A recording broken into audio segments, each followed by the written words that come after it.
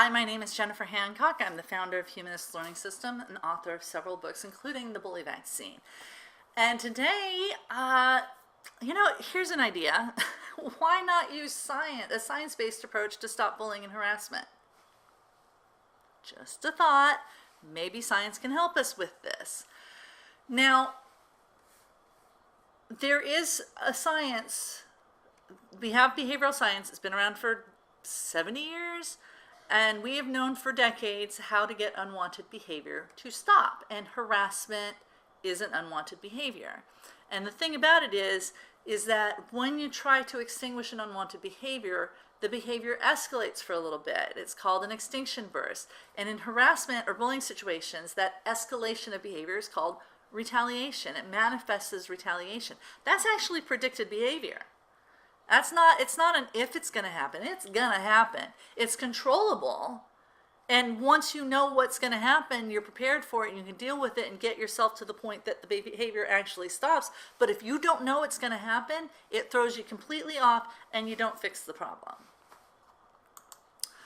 So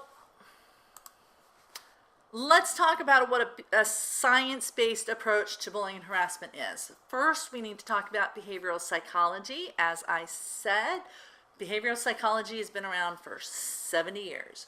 And in that 70-some years, there's been a lot of experimentation and research on how behavior is learned, but also how behavior is unlearned.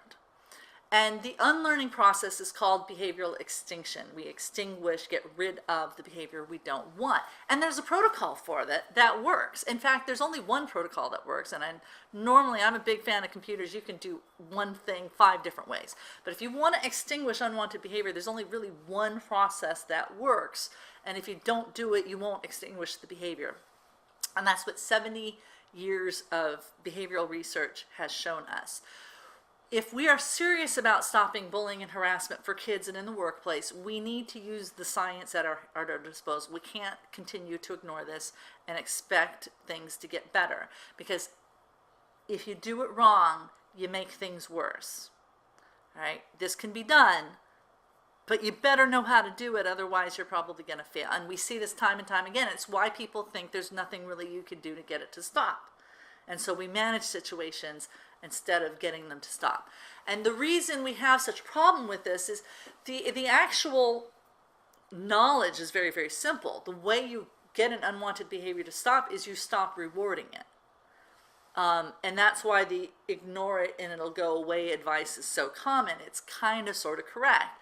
Don't reward them and they will eventually stop. But before they stop, they do something called an extinction burst or a blowout, which means they're going to escalate their behavior. And we see that in bullying as a retaliation dynamic. Well, that's a normal part of the process. It means what you're doing is working. But you ask a kid, you say, hey, kid, do this, and they'll stop. And it doesn't make them stop. It makes it worse. And the kid now thinks that what you taught them to do doesn't work. Right? And the problem is we didn't teach them the entire protocol. We didn't say, okay, here's what you're going to do.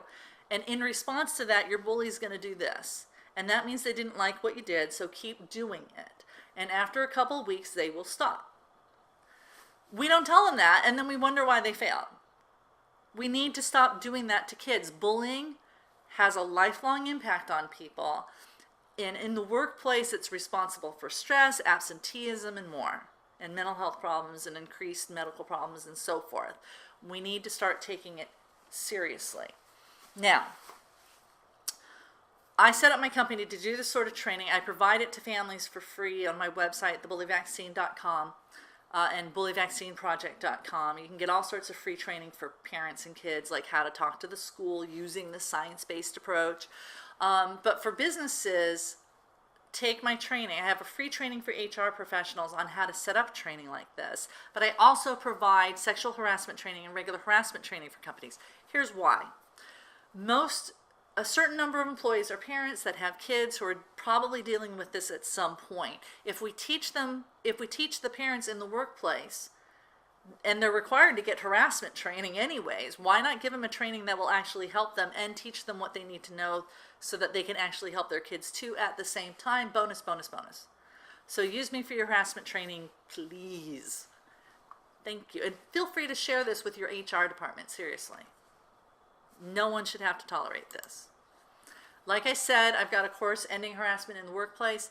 I can turn that into a sexual harassment training by adding units on sexual harassment. I also have programs for parents and their kids that are free on my website, bullyvaccineproject.com. Thanks.